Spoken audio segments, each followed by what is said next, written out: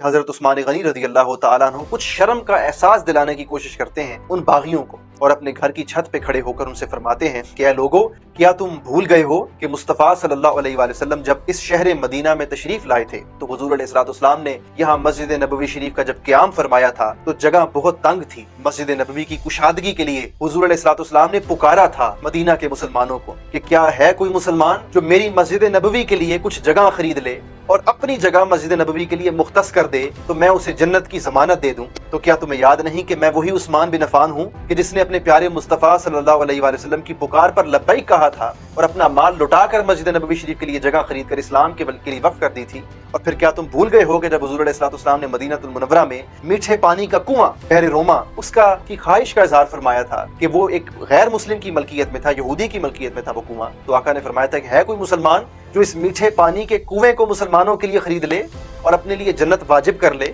تو بھول گئے ہو کہ میں وہی عثمان بن عفان ہوں کہ میں نے بحر روما کا وہ کنواں خرید کر مسلمانوں کے لیے وقف کر دیا تھا، اور آج بھی تم اس سے پانی پی رہے ہو، اسی بحر روما کے کنویں سے، اور مجھ پر پانی کی ایک بوند بھی تم نے محروم کر رکھی ہے۔ بسم اللہ الرحمن الرحیم، اللہم صلی علی سیدنا و مولانا محمد وعلی آلہ وصحبہ وبارک وسلم۔ السلام علیکم ورحمۃ اللہ۔ خلافت راشدہ کی اس سیریز میں یہ ہماری تیسری نشست ہے۔ اس سے قبل ہم خلافت حضرت ابوبکر صدیق رضی اللہ تعالی عنہ اور حضرت عمر فاروق رضی اللہ تعالی عنہ کی خلافت پر گفتگو کر چکے ہیں۔ اگر آپ نے ابھی تک ہماری وہ پریویس لیکچرز جو ہیں، ویڈیوز، ان کو نہیں دیکھا تو آپ ضرور پہلے ان کو سن لیجئے تاکہ آپ کو جو اس ٹاپک کے حوالے سے بیسکس ہیں وہ کلیئر ہو سکیں۔ اس نشست میں ہم حضرت عثمان غنی رضی اللہ تعالی عنہ کی خلافت کا زمانہ اور ان کا اس عرصہ جو ہے اقتدار کا، ان کی خلافت کا، اس کو یہاں پر پریزنٹ کریں گے۔ حضرت عثمان غنی رضی اللہ تعالی عنہ کی جو کنیت ہے وہ ایک تو ابو عبداللہ بھی ہے اور دوسری ابو عمر بھی ہے۔ آپ کے والد گرامی کا اسم گرامی ہے عفان، تو اس سبب سے آپ کو عثمان بن عفان بھی کہا جاتا ہے رضی اللہ تعالی عنہ۔ جو غنی کہا جاتا ہے آپ کو، جو لقب ہے آپ کا، وہ اس سبب سے کہ آپ نے مسلم امہ میں ابتدائی دور میں غنا اور سخاوت کی وہ مثالیں قائم کر دیں کہ خود تاجدار کائنات صلی اللہ علیہ وآلہ وسلم نے کئی مواقعوں پر آپ کو جنت کی بشارت دی۔ حضرت عثمان غنی رضی اللہ تعالیٰ عنہ ابتدائی طور پہ اسلام قبول کرنے والی عظیم شخصیات میں بھی شامل ہیں۔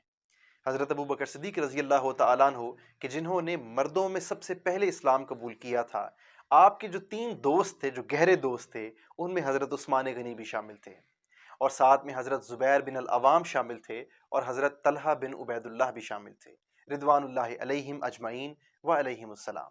تو حضرت ابوبکر صدیق رضی اللہ تعالیٰ عنہ نے اپنے قبول اسلام کے فوری بعد اپنے ان 3 بہترین اور بیسٹ فرینڈز کو حضور علیہ الصلوۃ والسلام کے پاس آپ کی بارگاہ میں لانا مناسب سمجھا۔ تو ان تینوں نے آ کر حضور علیہ السلام کی بارگاہ میں پہلی ہی ملاقات میں اور پہلی ہی نشست میں حضور علیہ السلام کے دست اقدس پر اسلام قبول کر لیا، چونکہ آپ حق آشنا تھے۔ حضرت عثمان غنی رضی اللہ تعالیٰ عنہ کو بعد ازاں حضور علیہ الصلوۃ والسلام کی بارگاہ سے وہ فیض نصیب ہوا کہ آقا دو جہاں صلی اللہ علیہ وآلہ وسلم نے اپنی 2 شہزادیوں کا عقد حضرت عثمان غنی رضی اللہ تعالیٰ عنہ کے ساتھ فرمایا۔ پھر حضرت عثمان غنی رضی اللہ تعالیٰ عنہ ان 10 عشرہ مبشرہ صحابہ میں شامل ہیں کہ جن کی زندگی میں ہی حضور علیہ الصلوۃ والسلام نے ان کو جنت کی بشارت دے رکھی تھی۔ حضرت عثمان غنی رضی اللہ تعالیٰ عنہ کی اگر ہم خلافت کی بات کریں پرٹیکولرلی، تو آپ کی جو خلافت ہے وہ سن 24 ہجری میں اس کا آغاز ہوتا ہے، اور آپ کی خلافت کی جو خاص بات ہے وہ یہ کہ حضرت عمر فاروق رضی اللہ تعالیٰ عنہ کے دور میں جو آدھی دنیا تک اسلامی حکومت پھیل چکی تھی اور جو فتوحات کا ایک سنہرا دور تھا، حضرت عثمان غنی رضی اللہ تعالیٰ عنہ نے جو فاروقی فتوحات کا سلسلہ تھا اس کو بریک نہیں لگنے دی۔ آپ نے نہایت جمع مردی کے ساتھ، نہایت ویژنری لیڈرشپ کے ساتھ مسلم امہ کو یوں لیڈ کیا کہ آپ نے فاروقی فتوحات کو ہرگز بھولنے نہیں دیا، اور آپ نے ان فتوحات کا سلسلہ بڑی عزت کے ساتھ، بڑی تکریم کے ساتھ پوری دنیا کے سامنے جاری رکھا۔ حتیٰ کہ جب آپ کی خلافت کا آغاز ہوتا ہے تو پہلے ہی سال میں، یعنی سن 24 ہجری میں ہی 2 ممالک ہیں آج کے، جن کو آج 2 کنٹری سیپریٹ انڈیپینڈنٹ کنٹریز کے طور پر دیکھا جاتا ہے، وہ حضرت عثمان غنی کے دور خلافت کے پہلے ہی برس میں فتح ہو گئے تھے، جن میں ایک آذربائیجان ہے تو دوسرا آرمینیا ہے۔ یہ دونوں ممالک جو آج ہیں یہ اس زمانے میں پہلے ہی سال میں خلافت عثمانی کے یہ فتح ہو گئے تھے۔ پھر اس کے بعد دوسرے سال میں 25 ہجری میں طرابلس کا جو آج کا ملک ہے وہ فتح ہو جاتا ہے۔ پھر اس کے بعد 26 ہجری میں الجزائر اور مراکش کے علاقے فتح ہو جاتے ہیں۔ پھر اس کے بعد 28 ہجری میں قبرص کا علاقہ فتح ہو جاتا ہے۔ پھر 33 ہجری میں جو آپ کا دور خلافت کا نواں برس ہے، اس میں قسطنطینیہ جو کانسٹینٹینوپل ہے، جو آج کا آپ کا استنبول ہے ترکی میں، یہ کانسٹینٹینوپل قسطنطینیہ جس کی فتح کی بشارت خود آقا دو جہاں صلی اللہ علیہ وآلہ وسلم نے دے رکھی تھی کہ وہ کتنا عالی اور شاندار کماندار ہوگا اور اس کی کتنی شاندار فوج ہوگی جو قسطنطینیہ پر اسلام کا پرچم لہرائے گی۔ گو کہ وہ جو اعزاز ہے وہ خلافت عثمانیہ میں بعد ازاں جو ترکوں کی خلافت ہے، جو سلطنت ہے، اس میں سلطان محمد الثانی کو وہ شرف عطا ہوا۔ لیکن حضرت عثمان غنی رضی اللہ تعالیٰ عنہ کے دور اقدس میں مسلمانوں نے اپنا جو رخ ہے اور جو اپنی ڈائریکشن ہے وہ واضح کر دی تھی دنیا کو، اور قسطنطینیہ کے قریبی قرب و جوار میں ایک علاقہ تھا جوزجان کا علاقہ تھا۔ پھر اس طرح اور دیگر قرب و جوار کے جو علاقے تھے وہ مسلمانوں نے دور عثمانی میں ہی فتح کر لیے تھے۔ جب قسطنطینیہ کے قریب مسلمان پہنچے تو پھر جو اغیار ہیں، جو کفار ہیں، ان کی سازشوں کا ایک نہایت ہی گھناؤنا دور شروع ہو جاتا ہے۔ حضرت عثمان غنی رضی اللہ تعالیٰ عنہ کے دور اقدس میں ایک یہودی النسل شخص جس کا نام تھا عبداللہ بن سبا، وہ مسلمان بن کر، اور سب سے بڑھ کر افسوسناک بات یہ ہے کہ عبداللہ بن سبا ایک مذہبی اسلامی مبلغ بن کر، ایک تبلیغی بن کر، ایک دعوت والا بن کر، ایک شخص بن کر، دائی بن کر وہ ریاست مدینہ میں آ جاتا ہے۔ اور ریاست مدینہ میں آ کر وہ پہلے تو بڑے اچھے اخلاق کے ساتھ مسلمانوں کو واعظ اور نصیحت کرتا ہے، اور جب کچھ برس وہ ریاست مدینہ میں اپنی ورث منوا لیتا ہے، اپنی آئیڈینٹی کو ریکگنائز کروا لیتا ہے، تو اس کے بعد پھر وہ سازشوں کا آغاز کرتا ہے۔ وہ پھر خلیفہ وقت امیر المؤمنین حضرت عثمان غنی رضی اللہ تعالیٰ عنہ کے خلاف کانسپیرسیز ان کو ارائز کرتا ہے اور پینیٹریٹ کرتا ہے۔ پھر وہ کیا کرتا ہے کہ پھر وہ مصر میں، شام میں اور دیگر علاقوں سے اپنے جو فالوورز ہوتے ہیں ان کو بغاوت پر اکساتا ہے عبداللہ بن سبا،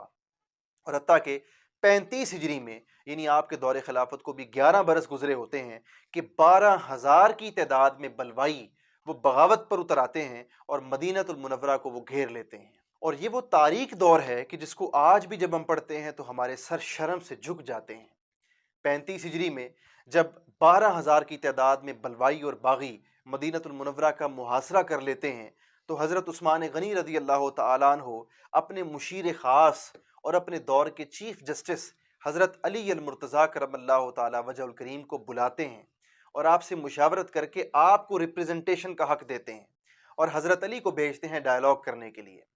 اور حضرت علی رضی اللہ تعالیٰ عنہ علیہ السلام پہلی بار جا کر کامیاب مذاکرات بھی کر کے تشریف لاتے ہیں۔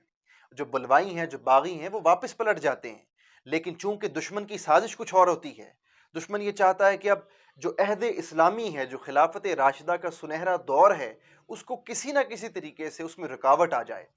تو دشمن پھر کانسپریسی کرتا ہے، اور وہ جو باغی ہوتے ہیں ان کو یہ احساس دلایا جاتا ہے، ابھی وہ واپس نہیں پہنچے ہوتے مصر و شام کی طرف، ان کو یہ احساس دلایا جاتا ہے کہ تمہیں کہیں قتل نہ کر دیا جائے، اور حضرت عثمان غنی رضی اللہ تعالیٰ عنہ تم لوگوں کو مصر اور شام میں پہنچنے سے پہلے قتل کروا دیں گے تو پھر تمہارا کیا بنے گا؟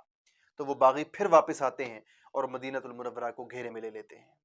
اس سے قبل حضرت عثمان غنی رضی اللہ تعالیٰ عنہ مختلف نمائندوں کو بھیجتے ہیں اپنے دیگر صوبوں میں، جیسے محمد بن مسلمہ کو کوفہ میں بھیجتے ہیں، عمار بن یاسر رضی اللہ تعالیٰ عنہ کو مصر میں بھیجتے ہیں،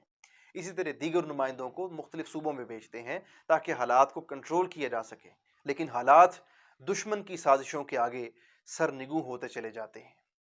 پھر حالات یہاں تک آ جاتے ہیں کہ دشمن یعنی باغی جو ہوتے ہیں وہ مدینہ المنورہ کے اندر گھس آتے ہیں اور شہر مصطفیٰ صلی اللہ علیہ وآلہ وسلم کے ادب کو پامال کر دیتے ہیں اور خلیفہ وقت کے گھر کا محاصرہ کر لیتے ہیں۔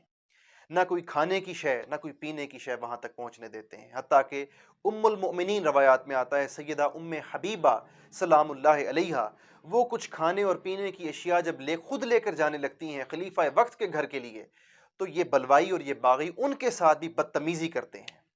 تو دوستو، یہاں سے سب سے پہلا جو ہمیں نقطہ سمجھنا ہے، بڑا ضروری ہے آج کے دور میں، وہ یہ کہ وہ جو باغیانہ مزاج تھا، وہ جو بد تہذیبی پر مبنی مزاج تھا، آپ دیکھیے کہ وہ ایسا رویہ تھا کہ اس میں ام المؤمنین کے رسپیکٹ اور ان کے ادب کا بھی حیا ان لوگوں کو نہیں تھا۔ انہوں نے ام المؤمنین کے مقام و مرتبے کا بھی خیال نہیں کیا اور شہر مصطفیٰ کے اندر آ کر ادب مصطفیٰ کو پامال کر دیا، ریزہ ریزہ کر دیا۔ آج یہی بد تہذیبی اور بدتمیزی بدقسمتی سے ہماری نوجوان نسل کے ان کے کردار میں رچ بسائی جا رہی ہے، ان کے کردار میں سمائی جا رہی ہے۔ ہمیں اس سے باہر نکلنا ہوگا اور یہ بد تہذیبی اور بد اخلاقی کے دور سے باہر آنا ہوگا، حسن اخلاق کو اپنانا ہوگا۔ تو حضرت عثمان غنی رضی اللہ تعالیٰ عنہ کے گھر مبارک کا 40 روز تک محاصرہ جاری رہتا ہے۔ ایک روز روایات میں آتا ہے کہ آپ اپنے گھر کی چھت پر تشریف لاتے ہیں۔ تاریخ ابن خلدون کی جلد نمبر 6 میں صفحہ 144 پر یہ واقعہ آتا ہے کہ حضرت عثمان غنی رضی اللہ تعالیٰ عنہ کچھ شرم کا احساس دلانے کی کوشش کرتے ہیں ان باغیوں کو، اور اپنے گھر کی چھت پہ کھڑے ہو کر ان سے فرماتے ہیں کہ اے لوگو، کیا تم بھول گئے ہو کہ مصطفیٰ صلی اللہ علیہ وآلہ وسلم جب اس شہر مدینہ میں تشریف لائے تھے تو حضور علیہ الصلوۃ والسلام نے یہاں مسجد نبوی شریف کا جب قیام فرمایا تھا تو جگہ بہت تنگ تھی۔ مسجد نبوی کی کشادگی کے لیے حضور علیہ الصلوۃ والسلام نے پکارا تھا مدینہ کے مسلمانوں کو کہ کیا ہے کوئی مسلمان جو میری مسجد نبوی کے لیے کچھ جگہ خرید لے اور اپنی جگہ مسجد نبوی کے لیے مختص کر دے تو میں اسے جنت کی ضمانت دے دوں۔ تو کیا تمہیں یاد نہیں کہ میں وہی عثمان بن عفان ہوں کہ جس نے اپنے پیارے مصطفیٰ صلی اللہ علیہ وآلہ وسلم کی پکار پر لبیک کہا تھا اور اپنا مال لٹا کر مسجد نبوی شریف کے لیے جگہ خرید کر اسلام کے لیے وقف کر دی تھی؟ اور پھر کیا تم بھول گئے ہو کہ جب حضور علیہ الصلوۃ والسلام نے مدینہ المنورہ میں میٹھے پانی کا کنواں بحر روما اس کی خواہش کا اظہار فرمایا تھا کہ وہ ایک غیر مسلم کی ملکیت میں تھا، یہودی کی ملکیت میں تھا وہ کنواں، تو آقا نے فرمایا تھا کہ ہے کوئی مسلمان جو اس میٹھے پانی کے کنویں کو مسلمانوں کے لیے خرید لے اور اپنے لیے جنت واجب کر لے؟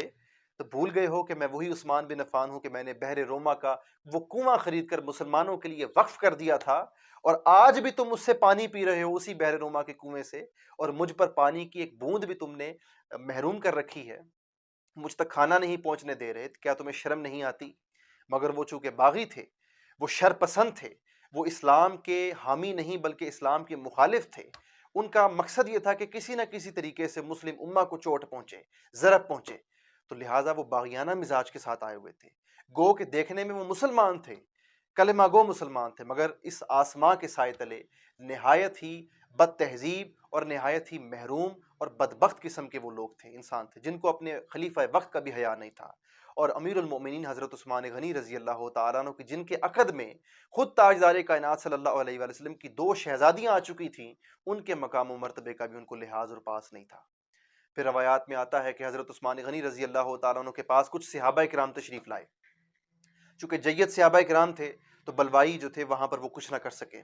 ان میں مغیرہ بن شعبہ رضی اللہ تعالیٰ عنہ شامل ہیں، ان میں حضرت علی خود بھی شامل ہیں، ان میں حضرت زید شامل ہیں، ان میں حضرت طلحہ شامل ہیں، ان میں حضرت ابو ہریرہ شامل ہیں، ان میں حضرت امام حسن مجتبیٰ شامل ہیں۔